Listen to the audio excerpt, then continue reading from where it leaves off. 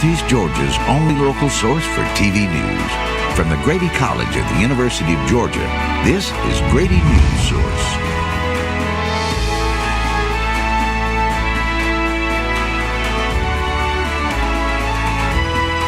Coming up on Grady Newsource, a live update from Jackson County on a former incident with the suspected Appalachia High School shooter. Plus, we'll have reactions from local watch parties during last night's presidential debate. And finally, we'll sit down with a 10-year-old author who's been published in a local library. All this and more on Grady Newsource. 23 years ago today, tragedy struck America. A terrorist attack by Al-Qaeda took almost 3,000 lives that day. Today, we remember those lives lost. Grady Newsource reporter Sarah Sims takes us to a remembrance at an Oconee County school. I am standing at North Oconee County High School, where students and teachers are placing flags in the front lawn to honor the lives that were lost that day. This is a tradition that has been going on for 16 years and one that will continue to go on to never forget what we know now, known as 9/11. The Young Conservatives of America place 2,977 American flags in front of their school every year to honor each victim of the attack. We appreciate our country. That's why we're out here planting all these flags. But this year, there are 4 extra flags that they had placed in front of the school to honor the 4 lives that were lost at Appalachia County High School. We just want to show our respect for the people that lost their lives. I think it's really nice, and especially the young kids that weren't alive at that time, or, we always need to remember what happened then. The sponsor and teacher, Kelly Coletti of the YCA, is passionate about educating students of how 9/11 still is important to students today. Actually, 9/11 happened my first year teaching, so it's almost like a full circle moment for me. This next generation coming up, still remembering the tragedy of those lost. It's very touching, it's moving. And YCA President Matthew LaCourte holds 9/11 close to his heart and is the younger generation that Coletti gets to impact. I had a handful of family members that were first responders in New York when the planes hit. Everyone's lives in America changed on 9/11, and schools like North Oconee County High School are honoring by never forgetting. Sarah Sims, Grady Newsource. Madison County Board of Education approved the security alert system that alerted law enforcement and initiated a lockdown at the Appalachia High School shooting. Grady Newsource reporter Lizzie Rice gives us an insight on what to expect moving forward. Madison County parents have recently been taking to Facebook to express their safety concerns after the shooting at Appalachia High School last week. Those concerns came to light last night at the Madison County Board of Education meeting. The room quickly filled with parents eager to hear from Superintendent Dr. Goodrow and the Board of Education.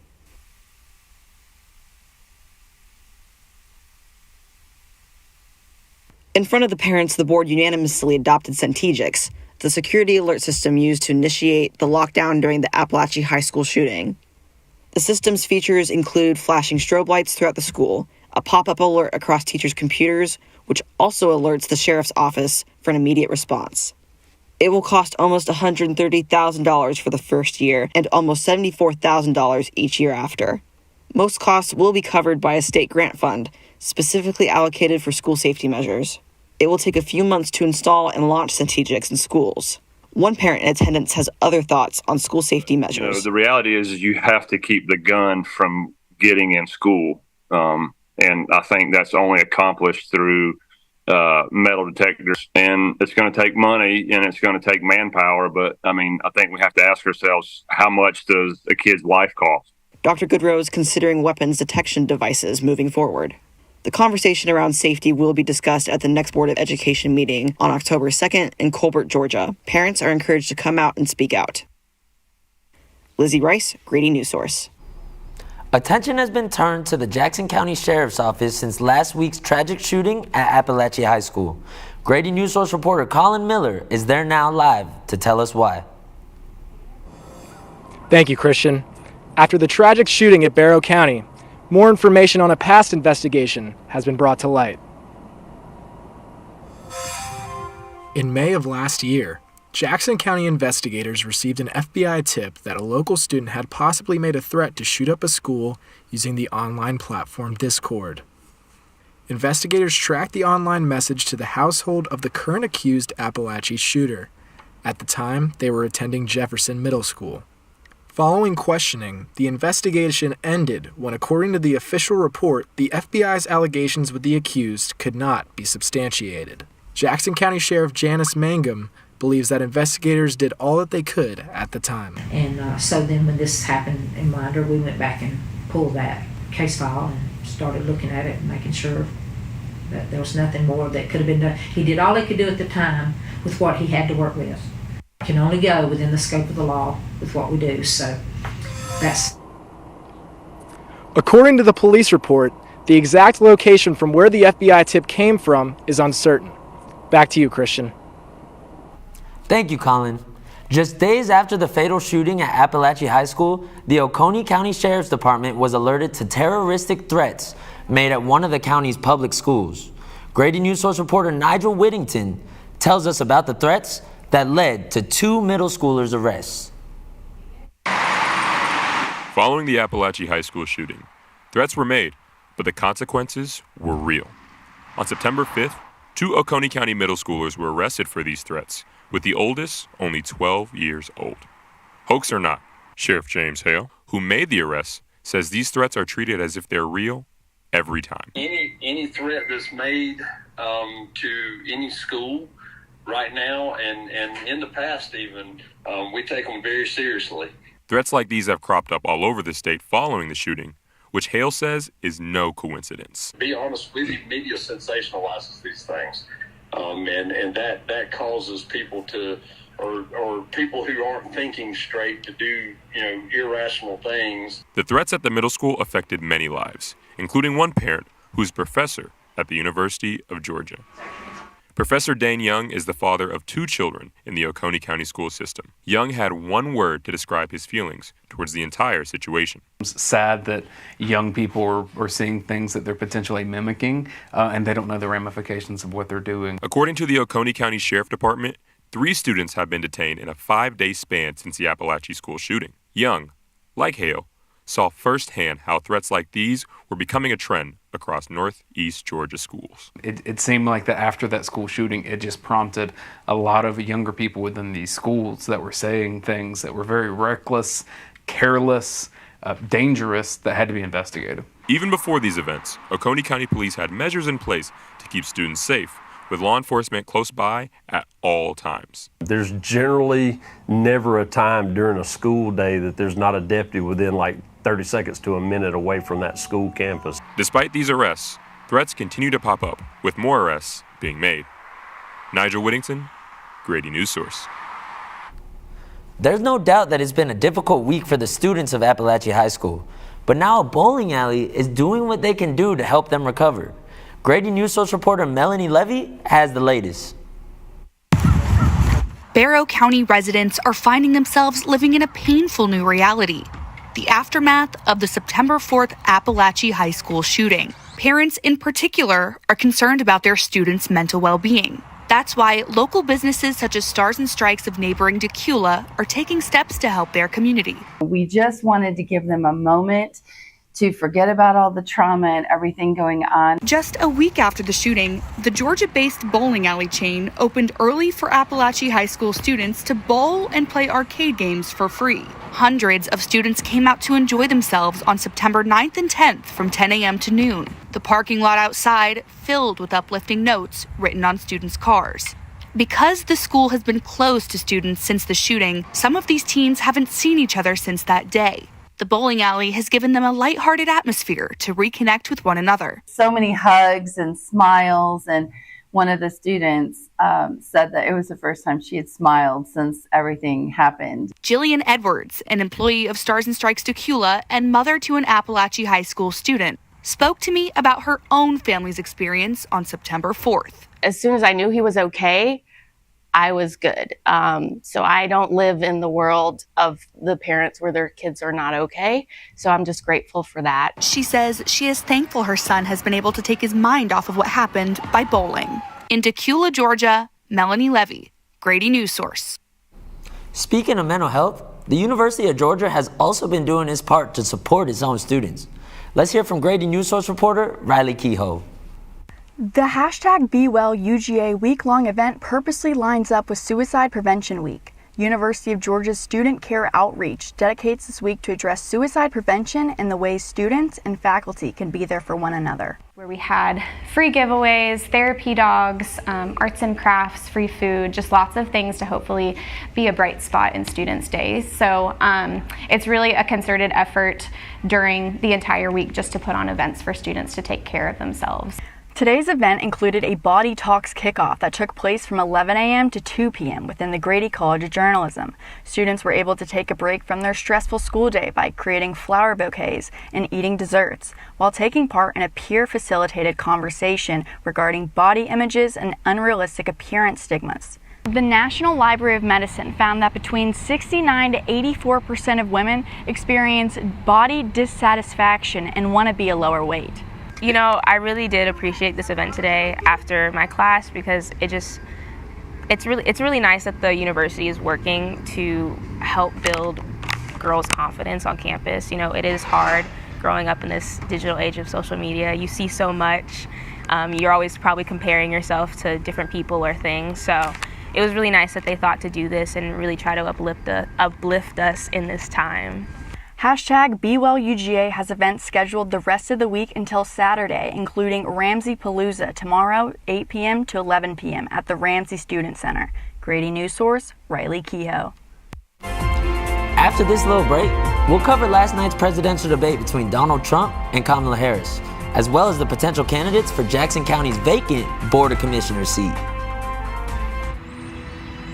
During high school, I hung with the wrong crowd and I never graduated. I helped Santiago in many different ways, like all fathers do, because he always wanted to go to college. I felt a little embarrassed to come back to school, but eventually, once I came here, I knew that it's for a bigger goal. He was very dedicated, hardworking. He connected with his teachers. He connected with other students. That was one of the key reasons why he was able to keep forging ahead. It was amazing to see him graduate. This was one thing that meant so much to him, and of course, it meant so much to us too. With the help of my father and having my son, that was all the motivation that I needed. That support is everything. Find free adult education classes near you at finishyourdiploma.org. I think I finally found. Hey, how you doing? Hey, Mason. Hey, Mason. Got a new house. It's looking pretty cool so far. I found a place that I call home. I'm teaching Louise how to cook some lasagna.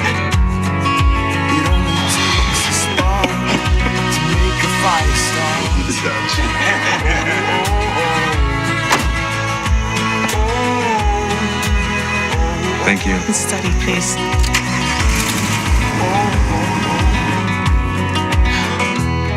I think I finally found a place to make my own.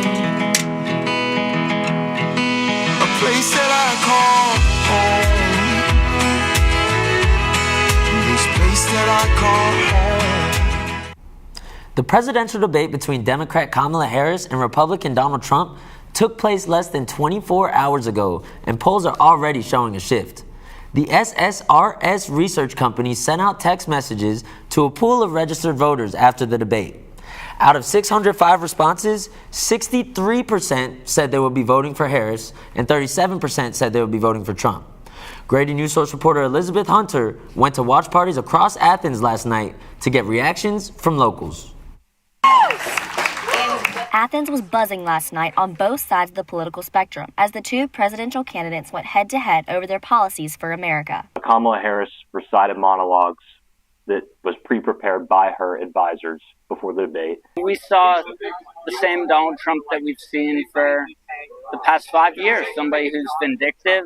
Republican supporters had lots of aggravation with how the moderators were handling the debate. David Mueller and Lindsey Davis should never moderate another debate again. That was disgraceful. Luke Winkler, president of College Republicans, says the moderators were his main issue with the debate. Harris lied explicitly about things that Trump has said, whether it be about Project 2025, about IVF, multiple times, and they didn't fact check her. Winkler says that Trump did better during the June debate, but that overall, he is not worried. In 2016, Hillary won all 3 debates and lost the election, and lost by a lot.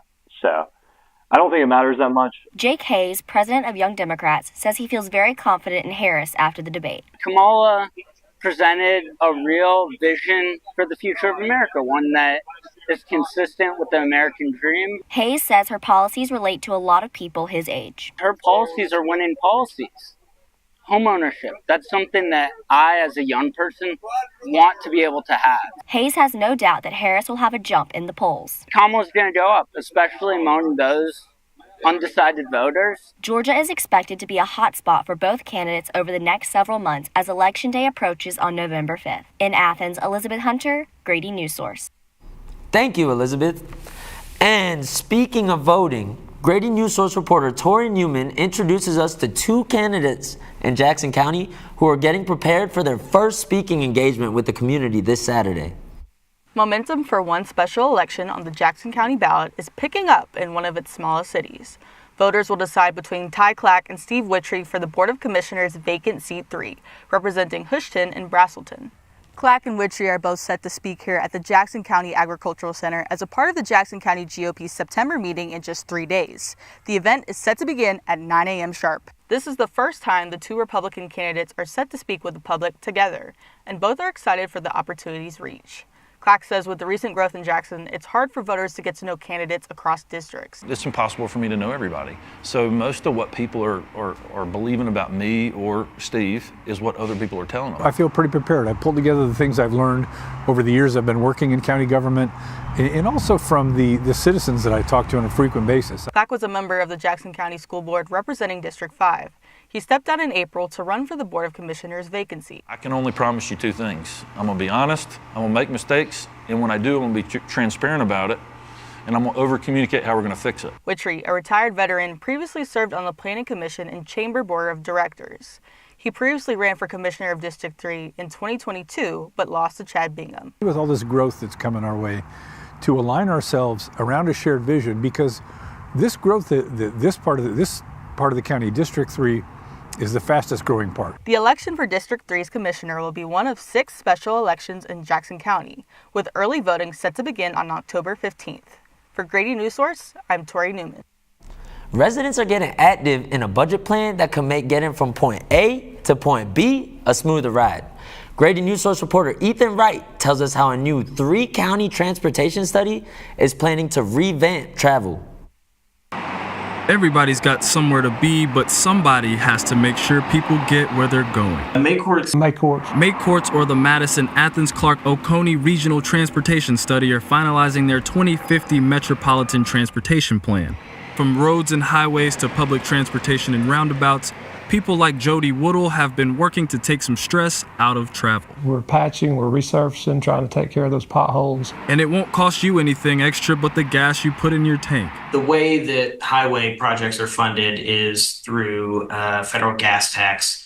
And that is the vast majority of the funding for all of these projects. Projects are already underway in some county areas, like the road widening on Experiment Station Road and improvements on Highway 316. But roughly 24 more projects are slated for completion over the next 6 years. Malcolm Bridge Road, Snows Mill Road, Ray's Church Road, State Route 53. As more people start to move into the county or just pass through for work or a ball game, Robert says May Courts is helping these counties stay ahead of the curve. Oconee County has grown from 2010 to 2020 by 27%. Athens, Clark County has gone up by 10%, and Madison County has gone up by 7%. We have to sort of future-proof our transportation to make sure that the infrastructure can handle that growth going forward. As roadwork signs and traffic cones go up, Robert and Jody want drivers to remember, all good things take time. Construction projects are never fun while they're happening, but the hope is that when they're done, that it makes life a lot easier for folks.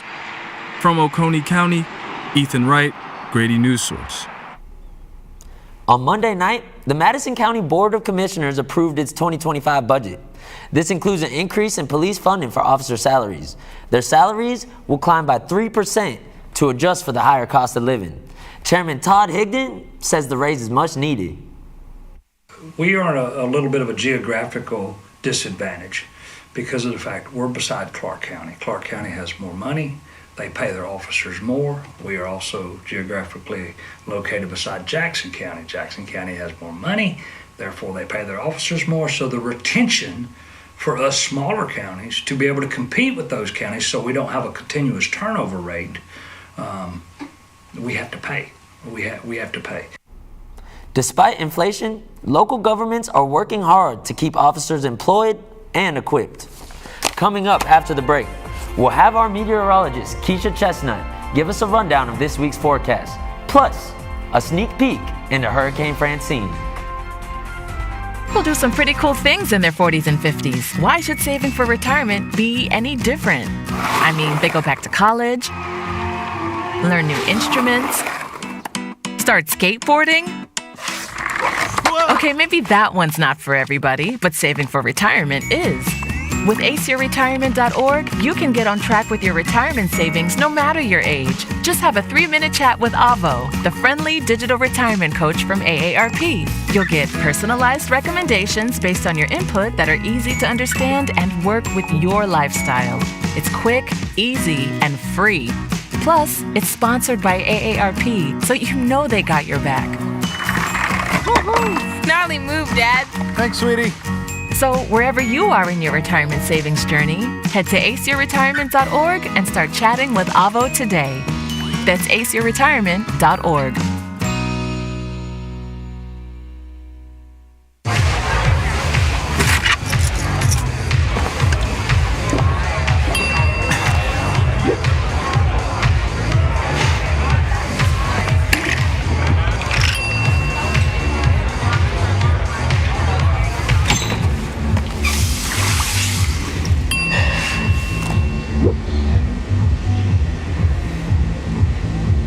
If you need to do something to feel okay to drive, you're not okay to drive. Don't drive buzzed. My Shiro doesn't always wear a cape, but she always has time for a hug, a smile, for going the extra mile. My Shiro stretches every dollar, puts in long hours, puts others first. But now it's your time, Mom. When you're ready to retire, we want you to be able to enjoy it. It's time to start saving now. A free 3-minute online chat can give you the personalized tips you need to start boosting your retirement savings today. Visit aceyourretirement.org. Good evening, everyone. We had a partly sunny day here in Athens with a low of 65 and a high of 83, and mostly cloudy skies later tonight. It's going to be a rainy week with possible thunderstorms. Tomorrow we have a 50% chance of showers with a high near 76. Following Friday with possible thunderstorms with a 80% chance of rain. This weekend there will also be a possible chance of showers and thunderstorms. Francine is suspected to be a Category 1 hurricane storm, so Georgia Bulldog fans who are traveling for the Kentucky night game this weekend, although it's not a direct hit, there will be a possible chance of showers and thunderstorms. Here are some helpful tips for you this weekend.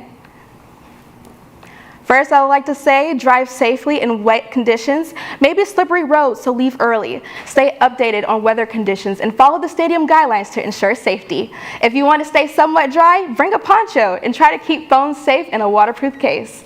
That's all we have for weather today, but after the break, anchor Noah Bice will cover all things Georgia sports. Stay tuned.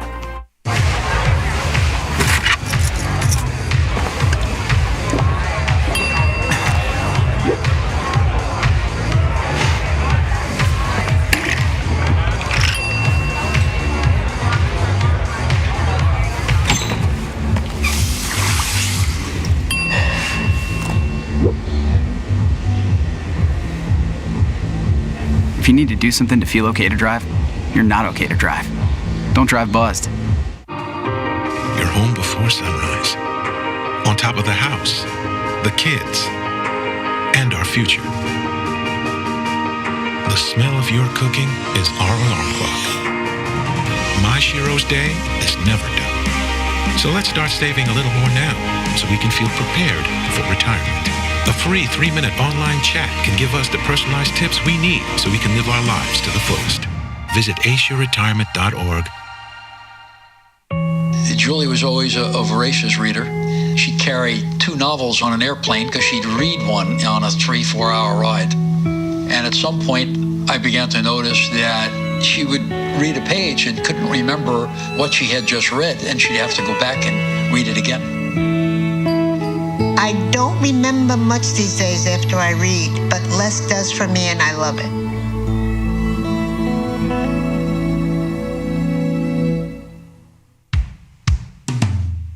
Hey world, I have a quick message. It's about safe driving. All right, let's go. Anytime you're driving, have the seatbelt buckle tight. Both hands on the wheel and your phone out of sight. When not in your hand, trying to text somebody back. Because if you do, your car might get smacked. The moral of the story, just put your phone down. The people on the road will stay safe and sound. Put your phone down, put your phone down. People on the road will stay safe and sound. Yeah.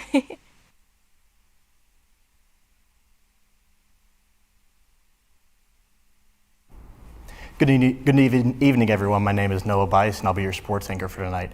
Bright and early this morning at 6 a.m., about 150 people started an inaugural stair climb at Sanford Stadium to honor those lost 23 years ago in the 9/11 attacks. They climbed 120 stairs 19 times to honor the 110 stories that first responders climbed that horrible day. Looking forward, the Atlanta Falcons are headed to Philadelphia for Monday Night Football to face some former Dogs like Jordan Davis and Jalen Carter, following their loss to Pittsburgh this past weekend. Speaking of former Dogs, the University of Georgia football team is headed to Lexington, Kentucky for their first SEC game of the season.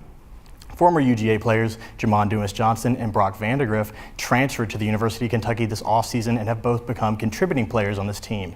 That's the sports update for tonight. We'll be back after the break with some All-Pro dads. Last week, Brandon met a girl on a dating app. One day after work, he finally found the courage to ask her out. No answer. He started to panic. Was he being too pushy? Maybe it was too... Hey, sorry I didn't respond. I was driving. I would love to go on a date. How does tonight sound? Brandon tried to play it cool, but inside he knew. A girl so smart, so responsible. She must be a keeper. You know, a lot of people say when you're going somewhere, you don't want to look back. But I beg to differ. For her to see her father celebrate his graduation, it's the best feeling in the world. I can't lie and say it was easy. But sometimes you just have to stop everything and take it in. I looked at everything in a different light. I realized it started with me going back and getting my high school diploma. Jordan knows he shouldn't eat this entire bowl of nachos, but tonight he's earned that right because a few hours ago in the middle of happy hour, he recognized a sign, not from the gods or a bolt of lightning, but from a double heart, a kissy face, and a fourth ha in ha ha ha. That's when Jordan knew he was buzzed. So when it was time to go, he got a ride home instead of driving. Be a legend like Jordan. Recognize your buzzed warning signs and get a ride home. Buzz driving is drunk driving. There is a road laid out for me. First night here, but Amy seems cool. Leading down to the river. I am blind, but I need not see. What do you think? I know this road is there for me. If I'm really free, take me down to the river and walk. And at East Jackson Elementary, Grady Newsource reporter Ryan Lynch introduces us to dads and other father figures who are taking a more active role in their kids' education and everyday lives. Meet Zach Thrift, a father of two and organizer of All Pro Dad, a nonprofit committed to guiding and encouraging fathers and father figures. And once a month, for about an hour, we provide breakfast, and we just kind of talk about a positive character attribute. And it's so cool because, you know, these big burly dads are like borderline tears, like just like beaming with pride, talking about how proud they are of their son or their daughter. In the past 2 decades, fathers have been spending 1 more hour per week on average with their kids, according to data from the Institute for Family Studies. This time may translate into different areas of life, including therapy. Something I did have noticed is a big shift in like the difference between like, hey, dad, can you watch the kids versus like, oh, he's like fully a parent as well. Thrift also emphasized the need for positive role models. especially after last week's events. In light of what happened, last week at Appalachia, I mean, there is a need to have dads and father figures more involved in their kids' lives. It is proven that kids who have positive adult relationships, at least 5 positive adult role models in their life, are less likely to go through a lot of more hardships. Thrift hopes to see All Pro Dad continue to grow and take on more school projects, like the garden they built in these photos. For Grady Newsource, I'm Ryan Lynch. Thank you for that, Ryan. And finally, let's take it on over to Grady Newsource reporter Sydney Rainwater, who will show us that a library can do a lot more than just lend books. The Madison County Library is working to increase access and inclusivity in their community. As the only public library in the county, it serves all 32,000 Madison County residents.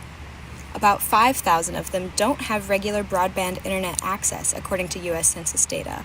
The library is a space where people can come for free Wi-Fi so that they can apply to jobs, do research, or anything they may need help with.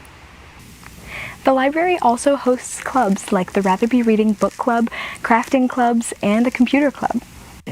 It's like this is an open door to the community, and you can go in a lot of directions from the library, so it's certainly an asset.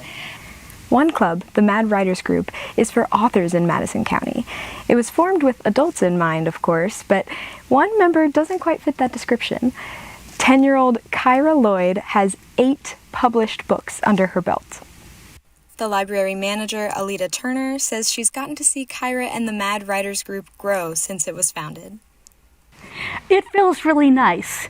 It's like facilitating people being able to develop themselves into who they want to be.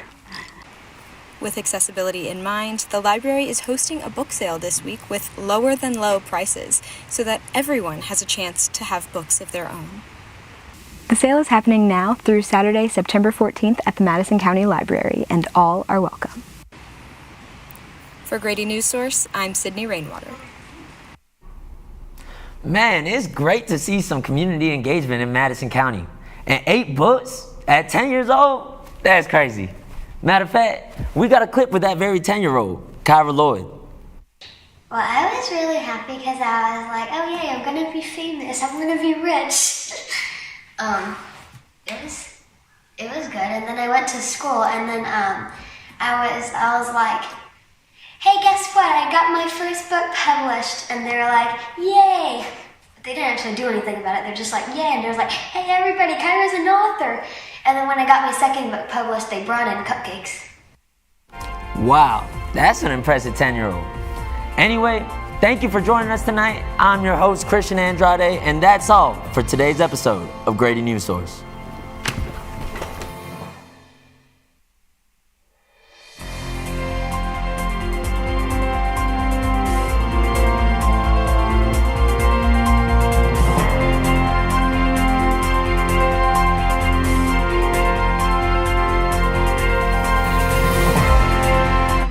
During high school, I hung with the wrong crowd and I never graduated. I helped Santiago in many different ways, like all fathers do, because he always wanted to go to college. I felt a little embarrassed to come back to school, but eventually, once I came here, I knew that it's for a bigger goal. He was very dedicated, hardworking. He connected with his teachers. He connected with other students. That was one of the key reasons why he was able to keep forging ahead. It was amazing to see him graduate. This was one thing that meant so much to him, and of course, it meant so much to us too. With the help of my father and having my son, that was all the motivation that I needed. That support is everything. Find free adult education classes near you at finishyourdiploma.org. I think I finally found. Hey, how you doing? Hey, Mason. Hey, Mason. Got a new house. It's looking pretty cool so far. A place that I call home. I'm teaching Louise how to cook some lasagna. It only takes a spark to make a fire start.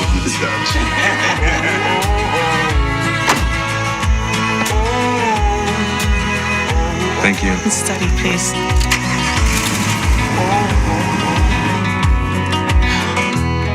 I think I finally found a place to make my own.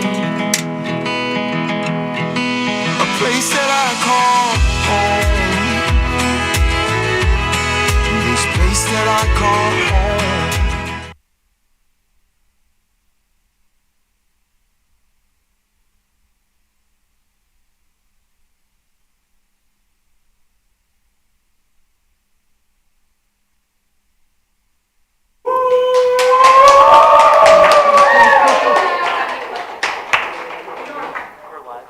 All right, so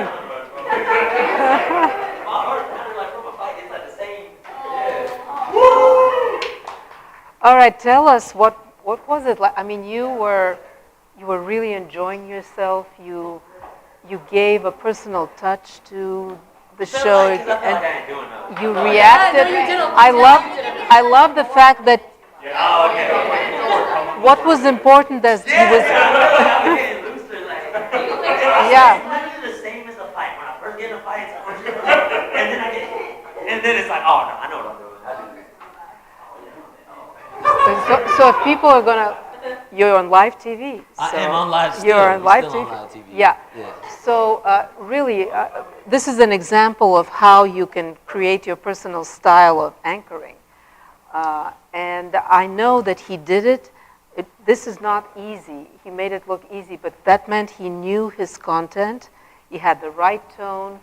He had thought about things, all the details he had thought about, even his bow tie and everything.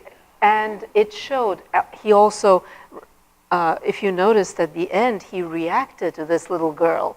So he not only had the right tone transitioning from one story to another, but he also had thought through and was reacting to the content before him. So that is an example of how you can make your anchoring even more effective and personable. And tell us a little bit how you managed to, what you did to prepare. And you may be honest with me and say, I didn't prepare at all, but I doubt it. I did. I doubt it because you made it look easy, but I know that took a lot of preparation. Yeah. Well, okay, so initially, I was honestly pretty worried about specifically. Oh, okay, my bad. Initially, I was worried about specific, like, anchoring this show, even right when I saw that I was anchoring 9/11, just because, like, I mean, I'm like a happy person. When I saw 9/11, like, I got to anchor that, I was like, oh, man, like, I can't come on how I normally come on the thing. Like, I can't. Welcome to Grady, you know what I mean? I gotta tone it down. So I was worried about that, but I liked how I just kind of had to get through the serious things, and then towards the end, I could just sort of like, all right, let's just be myself now. But yeah, I really the beginning was what I had a plan. As the show started going, we were just like kind of getting in the groove of it, like. Yeah, I could tell you were a little nervous in the beginning, and then you loosened up, and you forgot you were on air, and you were just like yourself. Yeah, and I feel like what helped is just kind of thinking of the big picture thing. Like, think of like, what is someone looking at on their screen, and like going off that, not just looking at the words on and reading. Like, you can't do that. You got to think like, okay, what am I looking at right now? What are we about to go in? Oh, we're about to interview a 10-year-old kid. Okay, how should I react to that?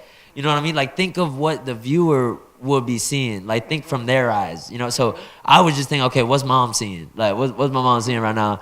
Like, so me thinking of that made it easy to like, okay, she's seeing a 10-year-old kid right now. When she come back to me, I can't be all serious, you know, or opposite. Oh, we talking about 9/11 right now. I can't come back with a smile on my face, you know. So just kind of thinking of the bigger picture. Yeah, and you had your little reaction to the 10-year-old kid. So that was also impressive that you thought about reacting to the content, engaging with it. So I really like that a lot. And I like all the passion and you know, that you bring to thank you. To your work. Yeah.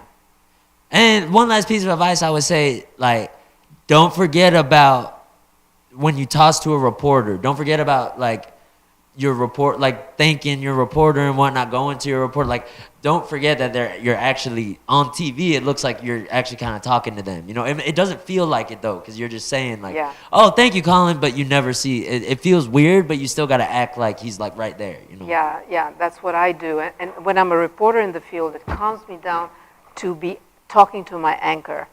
And that helps me because I'm visualizing, I'm talking to someone, I become more conversational, I relax a little bit more. And also as an anchor, also to have that chemistry, even though you're not quite seeing the person not sitting next to you, but just having the feeling that I'm talking to Colin, it affects your performance. I don't know how to say it, it's just psychological. Yeah. And it makes you more genuine, I think. And so thank you for sharing. Anything else you want to share?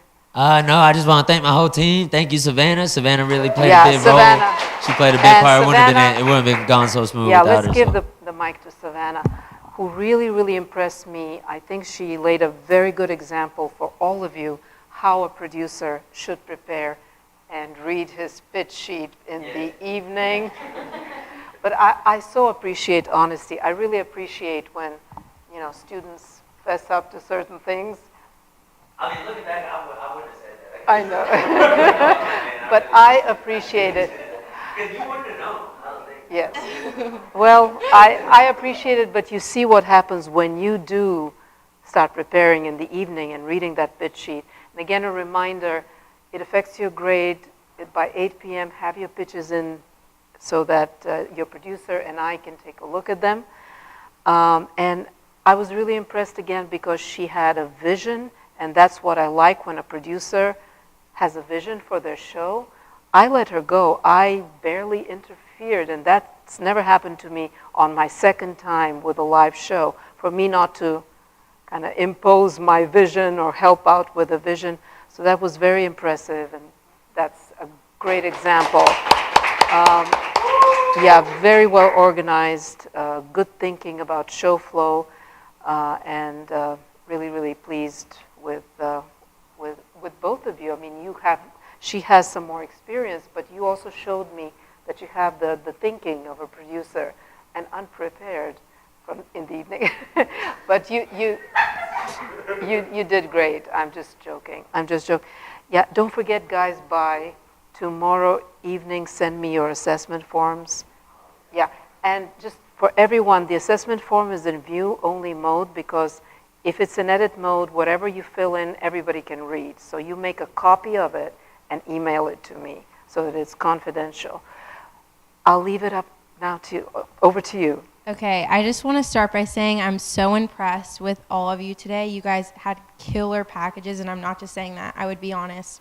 All of you had amazing content. That helps the show look good. Yes, I had the organization and the show flow, but y'all made it look good because it was y'all's content. So quality, loved it. Thank you so much. But yeah, I think like today was really good. I think kind of preparing the night before really helped us out today. I mean, should I just give some advice? Yes, please, whatever you learned. Yeah. I would say if you're the producer to obviously the night before look at the pitch sheet, but I had like a show flow pretty much already mapped out. So like at the start of the pitch meeting, I already knew I'm wanting this stuff in the A block, B block, because then you have more time to think about transition. So for example, we had, the Jackson County District 3 seat. I was able to go from the debate to that because I was like, okay, speaking of voting, like I already had that in my head. So if you're the producer, I would think about how you're transitioning from stories because you don't want to have like the Barrow County shooting and then the 10-year-old. Like you want to make sure that you're thinking about that even the night before. Just some little stuff for the producer. When you are timing the show, we went over today, and I didn't get really the full experience on that, but you have like a tracker during the show, and you hit a space bar for when you're moving between each like block, like B1, B2. When it's floated, you have to click it twice. So make sure that you click it twice when it's a floated package so you're timing the right thing. That was just a very minute thing, but And also, important. you didn't have access. You had trouble with Rundown Creator. But the first thing you do is put your estimated time in. Yeah. Because we realized that you were 6 minutes over once we did that together. We put in all the time. So it's really important to put in all your estimated time very early on. That's, I did not do that. But yeah, get in those estimated times. I even considered like the night before, okay, how long do I think a package is going to be? I gave each of you a time, like in that picture I sent. So just be thinking about it when you're stacking the show. You know, A block is obviously a little longer, etc. And we strive for 1:30 packages, not longer. We'll give a package, you know, a little bit longer if it really needs it, but we strive for 1:30. People's attention spans are very short. Plus, 1:30 really forces you to kill your darlings and really shave off all the things that a viewer doesn't need, too much information.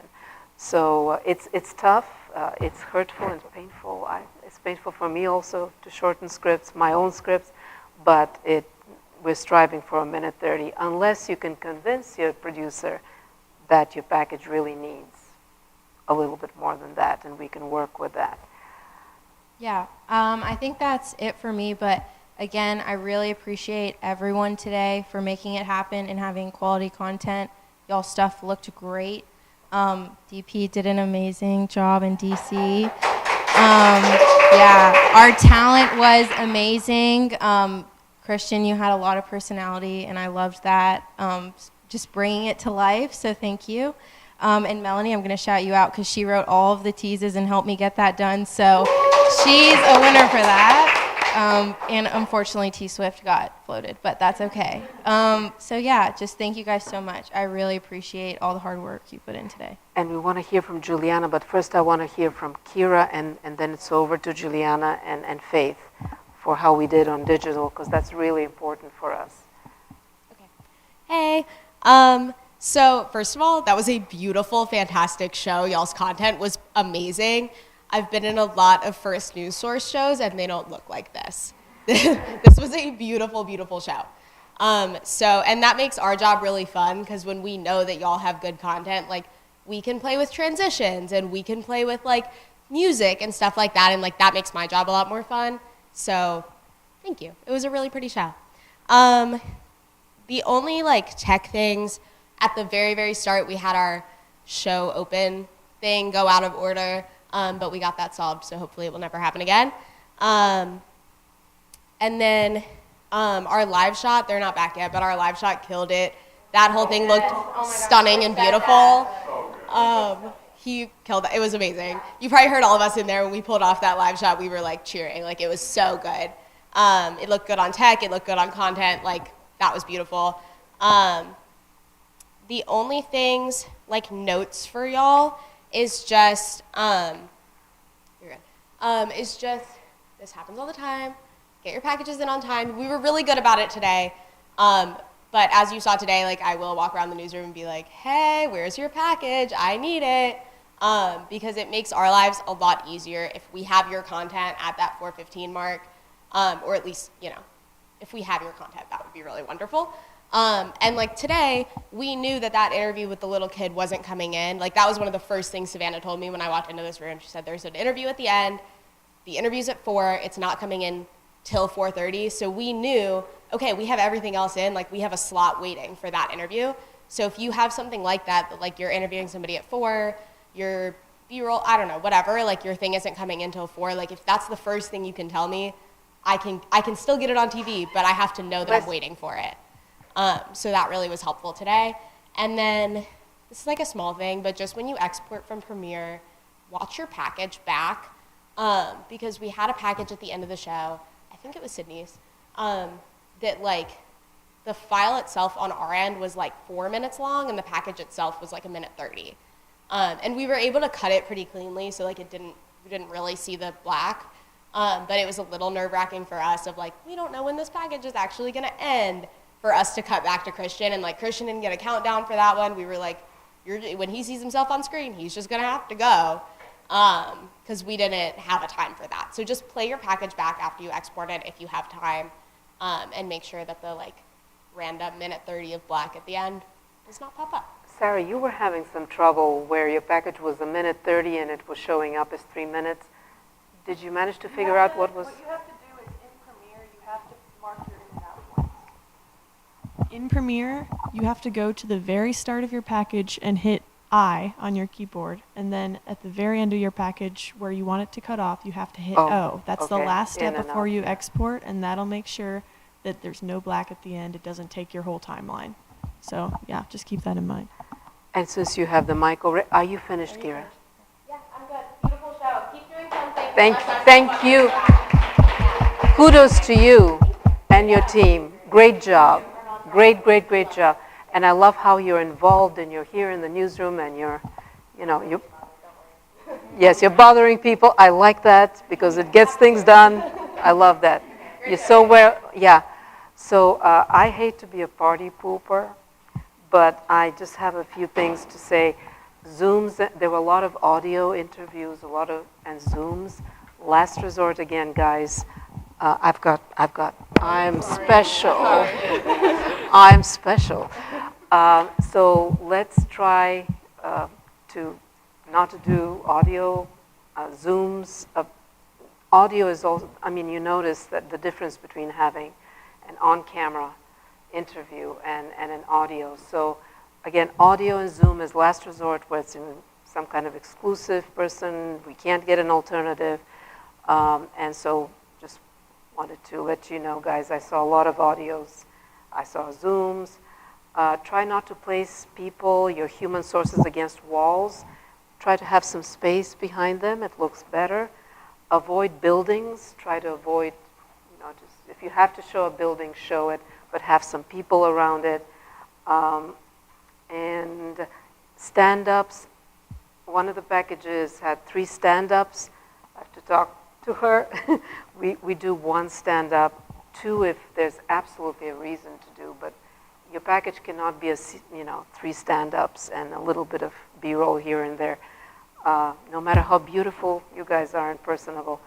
And one final thing, the weather anchor is not a meteorologist, because a meteorologist is somebody who's credentialed and has a master's degree in meteorology. You're there to tell us the weather. You're not a meteorologist. And it's hard to say. Say that 3 times. Yeah. So, and you managed. You pulled it off. See, I'm struggling with meteorology. But yeah, I'm not one. You guys are not one because they're credentialed people who go to college and get a master's degree. So just Grady Newsource, Keisha will have the weather after that. One idea in Tori's package, since she had, I just thought that that's something kind of a nice thing to think about. If you have like 2 politicians from different, let's say, parties or running for the same office, you could have an interview with one of them facing in one direction and an interview with the other one facing a different direction. And it kind of, Tori, I was thinking that could work for something like what you did. I like the fact, the way you had framed and placed there was nothing wrong with them, but I thought, I need to mention that to her and to the rest of you, to think of that technique when it comes to politics or whenever you think it could work to present things in a different way. So that's what I just wanted to show. And having been a party pooper, I have to say I'm just nitpicking because I just want to take you to the next level. I'm really, really impressed with you guys. We did a show from scratch. It's our 2nd live show. You're truly impressive. And I just wanted to tell you how proud I am and how much I appreciate what you have done today. And I'm so excited. I can't even imagine what you will be doing by the end of the semester if you are so good early on. So keep it. I'm really impressed. But enough about my whatever I think. Juliana, it's over to you. So first, congrats everyone. This was an awesome show. I want to thank Savannah for being an amazing producer. And then I also really want to thank Faith for being the best DC I could have asked for. I really, kind of walked in last night when I was doing all my research about this position, had no idea what it was going to entail, but it was a lot of fun. You are going to be busy throughout the entire day as DP, so just be aware of that. Sorry if I got snippy with anyone in this room. If you walked up to me while I was in the middle of something, I was probably not as nice as I could have been, so I apologize for that. That is normal. I'm also not as personable. We got to get things done. Yeah, it's hard. I was really proud of the work that we were able to put out on digital today. Really want to thank the MMJs who responded quickly to messages, got me everything that we needed to do our jobs. It made it really efficient. So yeah, and advice I would give to a future DP is to log into the Gmail early, because Dr. Bright has to let you into that, and so you aren't even able to start to look at your analytics until you're in that. So if you try to log in at 11:30 p.m. the night before, it's not going to be as conducive to your analytics tracking as you might think. And then also I wanted to say, we wanted to do a debate recap article, and we had pitched it this morning to Dr. Bright, and she liked it. But it ended up being we had to get rid of it because at 3:30 when we talked to her, we had it fully written, and she was like, "Where's the local angle?" And we were like, "Oh, we didn't even think of that." And so just be aware that when you want to write something for the website, she's going to be expecting a local angle for it. So always make things relevant to here so that, you aren't caught off guard by that expectation. But other than that, thank you for everyone and your hard work. We had a great time today. Good. I look forward to seeing what you guys posted on digital. Yeah. Yeah, first and foremost, great show, guys. That was, I'm honestly impressed for the second show that it looked that good, honestly. And I also want to thank Savannah and Julia for being great producers. This made my job a lot easier. I just want to let you guys know that social media is very, very important for what we do. We get more views and clicks on social media than we do with our actual live show. So with that being said, when you are a DC, try your best to try to get MMJs to send your stuff on time so that we can post them when they need to be posted so that we can get more views and clicks, because that's really important. When you're DC, do whatever the DP says. That's the DP is the boss. That's really all it is. But yeah, great show, guys. And you get to be a DP, and payback is sweet. That's it. Guys, anybody else wants to share something they learned, something they struggled with today, and they figured it out, and they want to share it with? Keisha, you want to share something? You did very well, by the way. You did very well, even though you were nervous. You told this is the first time she was a wannabe meteorologist. So but you did very well. I could tell you were a little nervous, but you gave us the weather. You didn't stand in front of Wednesday when you were talking about Wednesday. So tell us just a little bit how you figured out how to stand against an empty wall and pretend like there are temperatures behind you. Yeah, the weather was interesting. I would say just go make sure you just practice going in front of that camera and knowing where you're standing. I also had some graphics, so it was just very important for me to make sure I go before the show starts so I know where I'm pointing at and such. I'm not going to lie, I kind of blanked out. I don't even really remember what I did, but I know I will not be doing weather in my future, so. But yeah. Oh, and also, you're not an expert, so make sure you source everything, primary sources. You're great. You're very personable, and if you want to do weather, you can do weather.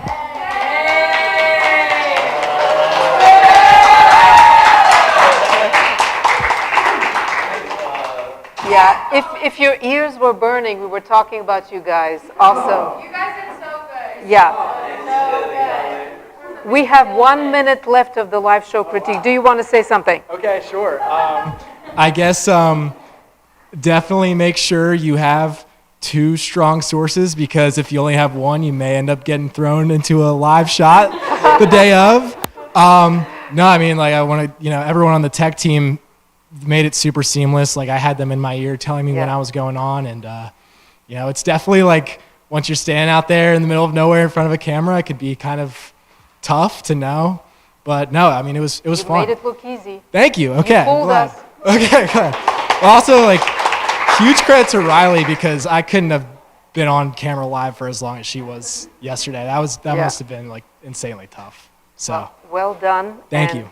I hope all of you will now want to do more live shots. You see, it's not that scary, and it's good experience, and you need it, guys. All right, so that's all the time we have. Yeah,